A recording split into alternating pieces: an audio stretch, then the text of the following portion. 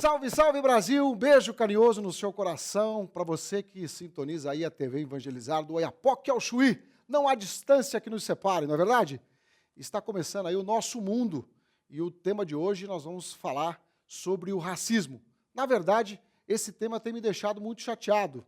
Eu realmente não entendo por que, ainda nos dias atuais, a gente tem que falar sobre isso.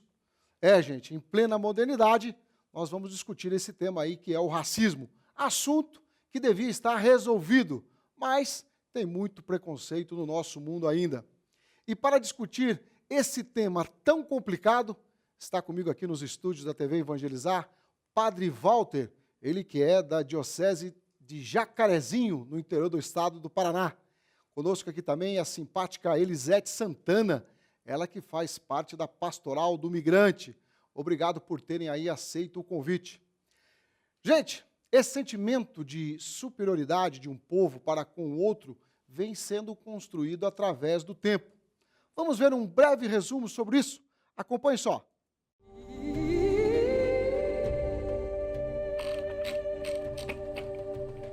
Traços do racismo estão presentes na história da humanidade desde a antiguidade, mas não da forma que conhecemos hoje.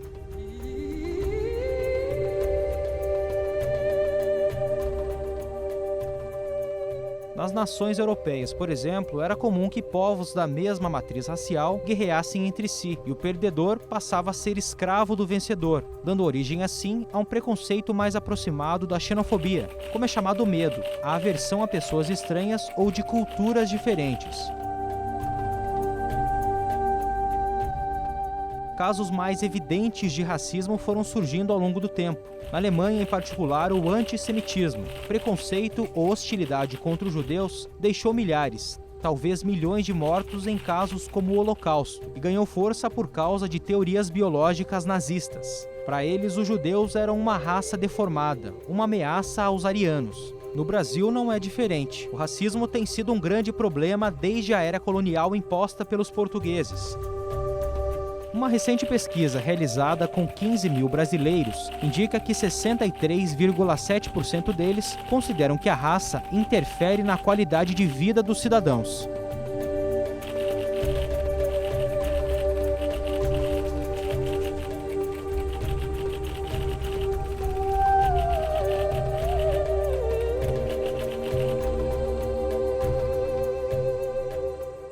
Saí do campo muito triste depois que ocorreu o ato racista do torcedor, né? É lamentável que hoje em dia ainda possa ocorrer isso aí. Lamentável, né? Como é que pode o ser humano, dono da faculdade da razão, escravizar o outro por conta da sua cor? Naquela época já era difícil de engolir, mas nos dias de hoje, por que isso ainda ocorre? Meus estimados convidados, a gente fica triste, né? Porque escuta isso aí. Nós estamos em 2014, Elisete. Complicado, não?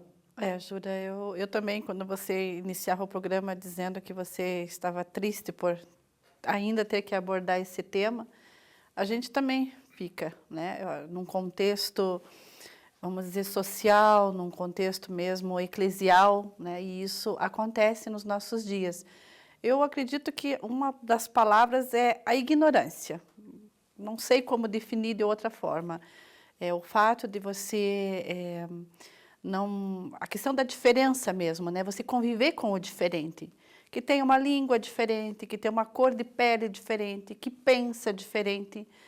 Hoje, mais do que nunca, nós somos chamados, né, com a globalização que nós temos hoje, nós somos chamados também e desafiados a conviver com o diferente, em vários aspectos, não só na questão racial, mas em várias situações.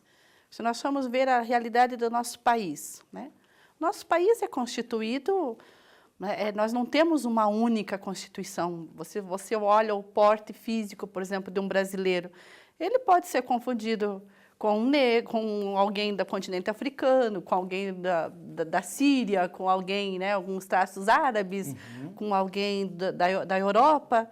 Então, nós temos um exemplo, né, dessa mistura, o quanto que essas misturas devem provocar para nós uma riqueza, não uma tristeza, mas uma riqueza, olhar esse aspecto. Então, para mim, a definição é as pessoas agem dessa forma por ignorância. Ignorância, né? É, porque, de fato, quando você tem vários povos, que é o caso, como você comentou, não precisava existir isso, né, Padre Volta? Não precisava ter essas diferenças hoje no nosso país, não é? Não, você falando aí, a nossa amiga aqui, Elisete, dizendo essas palavras importantes, eu comecei a lembrar lá no Antigo Testamento, no primeiro livro do Gênesis, quando Deus criou o homem, a imagem e semelhança dele. E Deus foi criando os animais, o céu e a terra, a lua, as estrelas. Então, cada coisa ele criou de uma maneira diferente. E o homem também, nós não podemos ser iguais, né? O nosso pensamento é diferente um do outro. As cores também, o tamanho, tem essas diferenças. Mas o que falta mesmo no nosso Brasil é Deus no coração de muitas pessoas. Falta o amor, porque se todos conhecerem o Evangelho, o amor, mudaria essa situação, com certeza. A gente vê quando Jesus andou na terra, ele discriminava os doentes, os leprosos, as prostitutas, e Jesus fez diferente. Ele estava no meio dos pobres, das prostitutas, dos leprosos, e ele acolhia. E com certeza também, se ele estivesse aqui, para ele não havia diferença nenhuma de cores. Diferença nenhuma. Me chega uma pergunta aqui, Elisete. Qual que é a diferença entre racismo e preconceito racial? Não consigo. Pode ser que, às vezes, algum sociólogo possa fazer essa distinção, né? Como nós vimos aí no vídeo, o racismo pela questão mais, assim, acredito que é mais nessa questão mesmo da raça. Eu sempre digo assim, eu entendo que raça, nós só temos uma, a raça humana. Raça humana. Depois você tem as etnias, né? A etnia branca, a etnia amarela, a etnia negra, né? A etnia indígena, nesse aspecto. E a questão de preconceito racial é justamente isso. Acho que o que decorre, quando nós falamos racismo, já a palavra ismo, né? Quer dizer, já gera, nesse sentido, já vem ligado com a questão do preconceito, né? Então, eu acredito que seja nisso. E acho que complementando um pouco o que você pergunta, qual que é a diferença de preconceito racial e a questão racial, eu lembro de um pensamento que diz assim: diferentes sim, desiguais não. Então, reforçando isso que o padre coloca, eu acredito justamente, nós somos diferentes. Eu, você, ele, nós somos diferentes. No porte físico, no jeito de falar, a convivência, a questão cultural, né, a nossa família. Mas nós não somos desiguais, porque nós somos humanos, né? Nós somos ligados, nós somos a imagem e semelhança de Deus. Então, nesse sentido, eu acredito que justamente essa questão do preconceito racial e de racismo, para mim, assim, eu acho que são sinônimos, não consigo ver muita diferença. Ô padre, o senhor percebe ainda isso hoje, o senhor que vem do interior do estado, por exemplo, está mais próximo até das pessoas, conhece a família, de onde veio. O senhor ainda percebe isso lá também? Existe isso nos pequenos centros, vamos imaginar assim, nas pequenas cidades?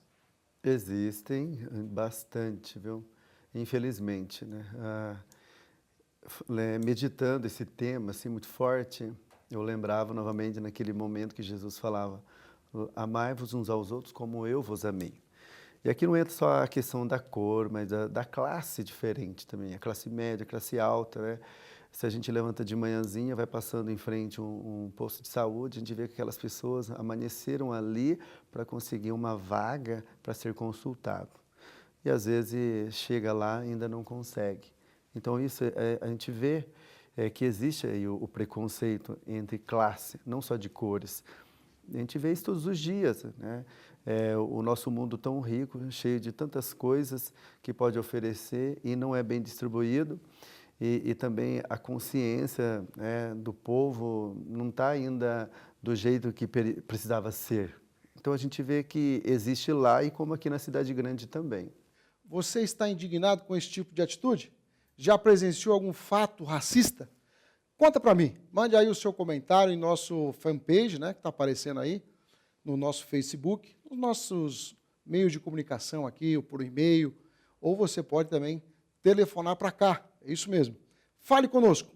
Vamos voltar à nossa conversa, porque parece que algumas pessoas merecem ser tratadas com mais iguais que as outras, ou seja, uma forma desigual. Você acha que isso é de fato? Uma pessoa ser tratada diferentemente uma da outra? A sociedade cobra isso? Faz isso? Dependendo da situação, vamos por exemplo assim, numa fila de um banco, Certo. né? Aí nós já temos algumas regras, vamos dizer, de conduta, de relacionamento que a nossa sociedade impõe. A questão, por exemplo, dos idosos, né? Ou de uma pessoa com portadora de deficiência. Elas necessitam de uma diferenciação no tratamento pela condição delas. Mas isso não diz que elas são melhores nem piores, elas são diferentes. Sim. Né? Elas necessitam daquele tipo de tratamento.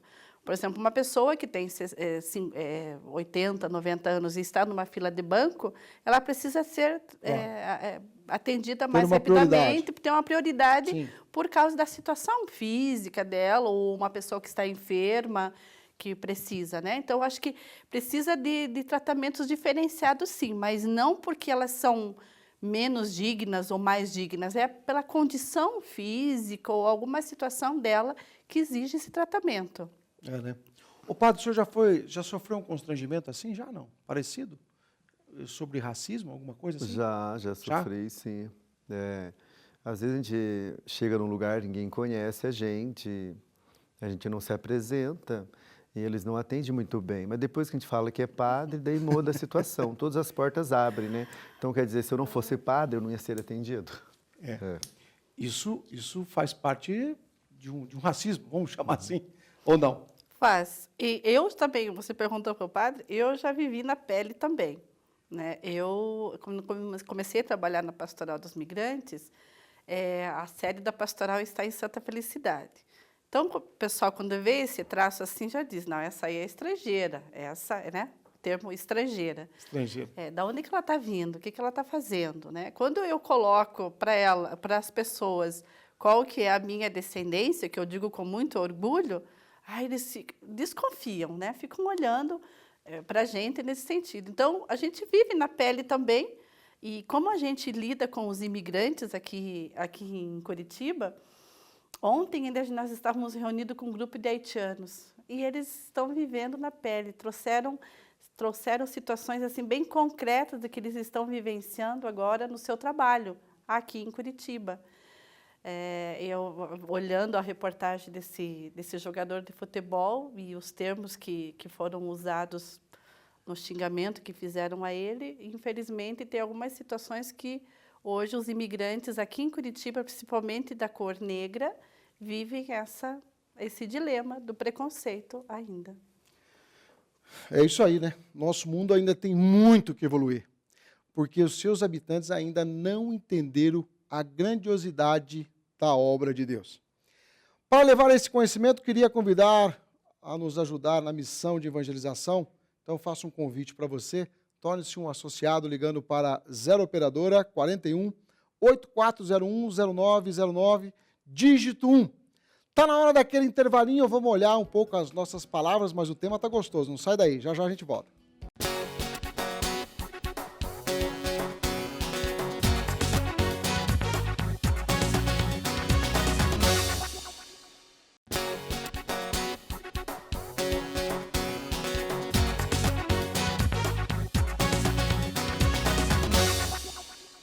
Para você que acompanha aí a TV Evangelizar em todo o território nacional, quero saudar todo o Brasil, né? Porque está aí acompanhando a transmissão da TV Evangelizar. E o tema do nosso programa de hoje, o nosso mundo, é sobre o racismo, um assunto que já devia estar resolvido em nossa sociedade, mas parece que emerge de novo, e pior, com muita força. Para debater esse assunto, está comigo aqui no estúdio Padre Walter, da Diocese de Jacarezinho, e também acompanha aqui a nossa querida e simpática Elisete Santana, ela que é da Pastoral do Migrante.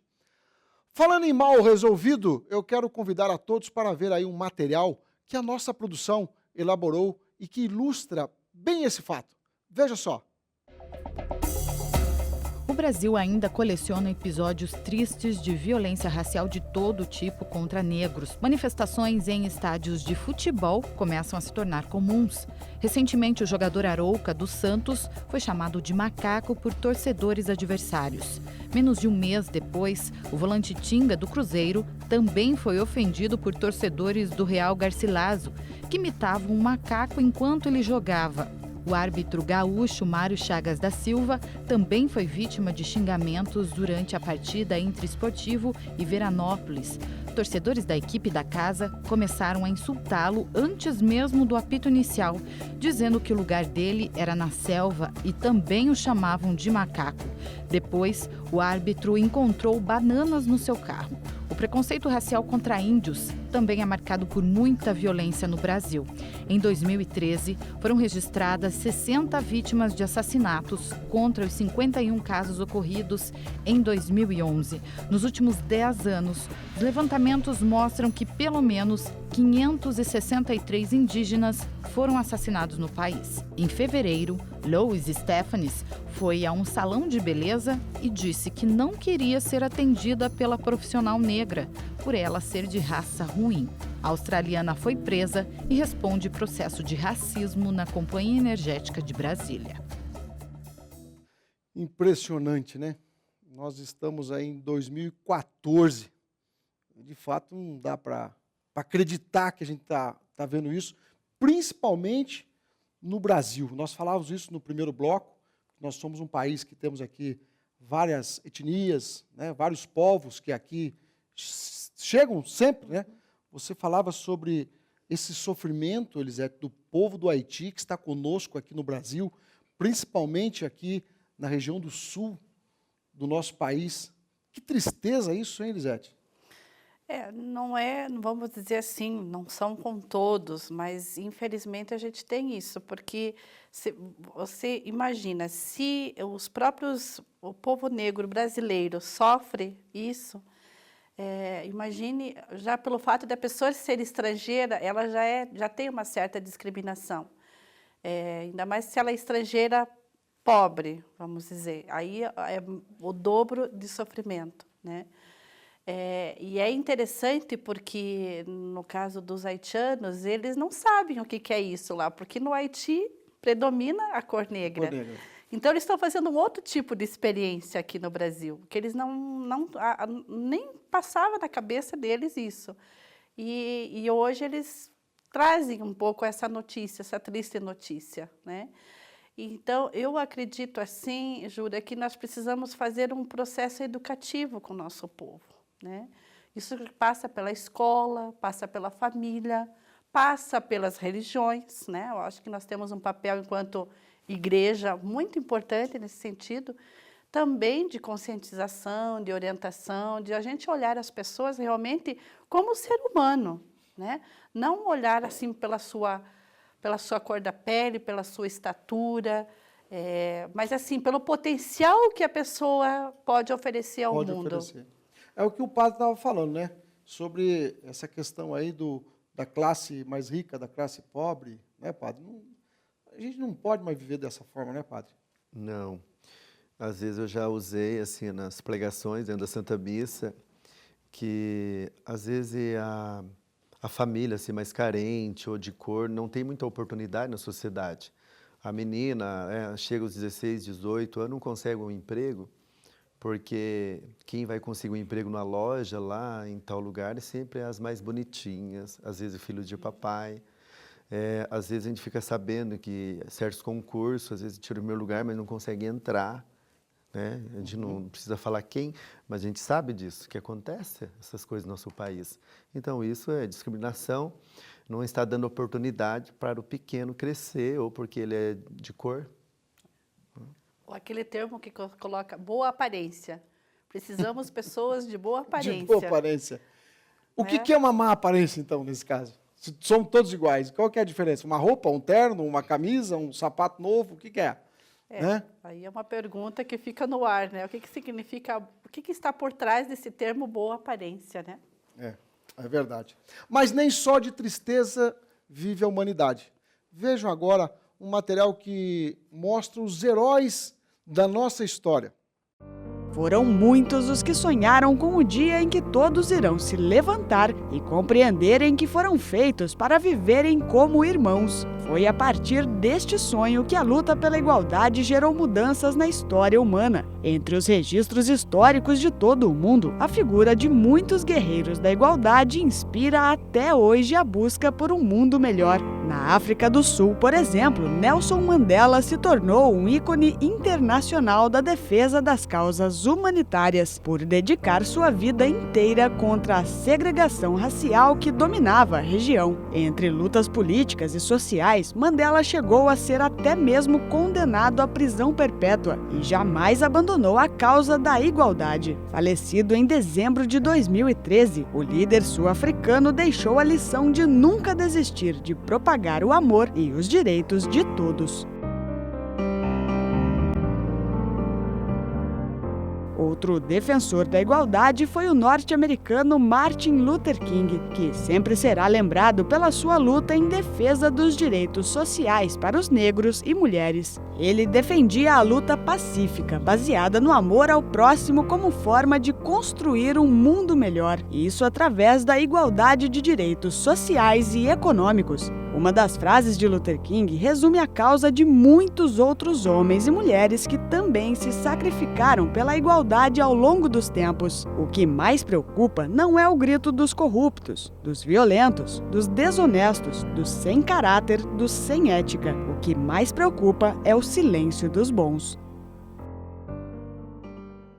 Engraçado que tem muita gente que nem sabe quem são essas pessoas. Eu gostaria que vocês explicassem para as pessoas de casa como o mundo poderia ser caso não tivesse nascido esses personagens que apareceram aí, Martin Luther King e também Nelson Mandela e outros, né? Porque a gente não tem muito tempo para mostrar. Eu queria que vocês nos falassem um pouco, se não tivesse nascido homens como esse, como seria? Olha, em primeiro lugar, eu gostaria de dar parabéns ao programa que traz esse assunto, né? Aliás, vocês sempre trazem assuntos bastante pertinentes. E é importante vocês trazerem esse resgate de uma memória, não só do Brasil, mas do mundo, pessoas que realmente deram a sua vida. Acho que são líderes importantes que, com certeza, se eles não tivessem existido ou nós não tivéssemos dado oportunidade para que eles levantassem a voz, nosso mundo estaria pior, eu te digo, né? Então, acho que é importante a contribuição de cada um de nós, mas tem alguns que são essenciais para a história da humanidade, que marcam a sua presença realmente com pequenas lutas a grandes lutas. E isso sempre no sentido dessa memória, de dizer que cada um de nós temos uma contribuição importante a dar, né? Foi trazido aqui esses, e se nós resgatarmos no Brasil também, nós temos pessoas importantes, né? Hoje, como está se tratando na questão do racismo, tem tantos nomes da nossa história que construíram o nosso Brasil e que estão construindo ainda, que são muito importantes. Anônimos, né? Então, muitos deles são anônimos, mas que são parte importante da nossa história. Me faz lembrar aqui Princesa Isabel, não é? Imagina. Sim. Que luta, não? Que luta.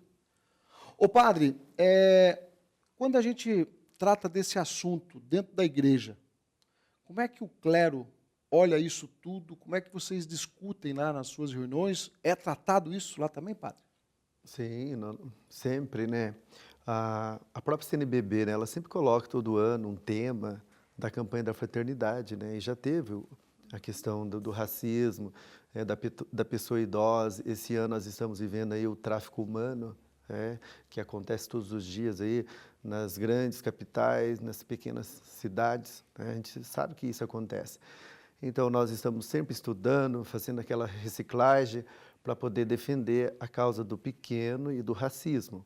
Uma frase, assim, um desses personagens aí, eu me preocupo muito com o silêncio dos bons, né? Isso incomoda a sociedade, porque quem pode fazer alguma coisa pela sociedade, quem tem caráter, quem tem ética, muitas vezes cruzam os braços, ou às vezes tem medo e não falam, né? Eu sempre volto lá no Antigo Testamento, os grandes profetas, né? Isaías, Jeremias, né? O Jeremias não sei falar, sou apenas uma criança, mas Deus indicou, vai, anuncia, denuncia os erros e anuncia a verdade. É o que nós temos que fazer, né? Como padre, como leigo cristão, como Igreja Católica Apostólica Romana. Muito bem, discussão edificante, né? É isso que estamos tendo aqui no nosso mundo de hoje. E essa é a nossa missão, a missão de evangelizar. Veja mais sobre o nosso trabalho, o trabalho aqui da TV Evangelizar. Fortalecendo a sua devoção. Eu agradeço a Deus por esse programa maravilhoso do Padre Reginaldo Manzotti. Eu assisto todos os dias, já recebi muitas graças. Unindo as famílias. O Evangeliza Show tem contribuído muito na minha vida, no meu casamento, na criação dos meus filhos. Me sinto segura todos os dias em assistir. Sendo uma ferramenta da fé. Eu assisto o Padre Reginaldo Manzotti, sou fã do programa, que Deus abençoe. Tornando a sua vida melhor. Preciso dizer que eu recebi milhões e milhares de graças através do seu programa. Tudo que eu aprendi com o Senhor tem me ensinado a viver cada dia melhor. Venha fazer parte desta obra você também. 0 Operadora 41 8401 0909, dígito 1. Muito obrigado a você aí que está acompanhando a TV Evangelizar em todo o território nacional. Essa obra só é possível com a sua ajuda. E se o seu coração foi tocado e você ainda não é sócio, ajude a gente a manter esse trabalho no ar. Liga agora então para 0 Operadora 41 8401 0909, dígito 1 e torne-se um associado aqui da TV Evangelizar. Quando o tema é bom, passa muito rápido, meus convidados. Eu fiquei muito agradecido pela presença de todos vocês aqui. Padre Walter, a sua consideração final para todo o Brasil. Muito bem, você que está nos assistindo, eu gostaria de falar aquela frase muito forte, né, que começa lá em Moisés, e Jesus ele continua falando sobre aquilo, o primeiro mandamento, amar a Deus sobre todas as coisas e o próximo como a si mesmo. Se todos nós fazermos isso, amar a Deus em primeiro lugar e amar o próximo, acabará o racismo, né, a discriminação, porque o que vai reinar daí no mundo, na sociedade, é o amor de Deus, o perdão e a partilha. O amor de Deus, o perdão e a partilha. Minha estimada amiga Elisete, me conta um pouquinho, antes de você ir embora, sobre a pastoral do migrante no Brasil. Então, nós estamos em vários estados do Brasil, né? Atendemos os imigrantes e também a realidade da migração interna do Brasil. E aqui em Curitiba nós estamos junto à Igreja São José de Santa Felicidade e a sede da Pastoral dos Migrantes é em São Paulo. E a nossa missão é ser presença junto aos imigrantes, aos refugiados, aqueles que migram, né, internamente no país. E aí o nosso trabalho se desenvolve aqui. Aqui em Curitiba nós fazemos mais o trabalho com os imigrantes, aqueles que vêm de outros países, que estão chegando de outros países, em busca de uma vida melhor e interagir também com o povo brasileiro. Existe algum site que as pessoas possam entrar em contato com vocês? Algum e-mail? Nós temos o e-mail da pastoral, que é o ceamig@uol.com.br, e também o telefone, código 41 3272 0466. Muito obrigado mais uma vez a vocês dois, Padre Walter, Elisete, Deus os abençoe.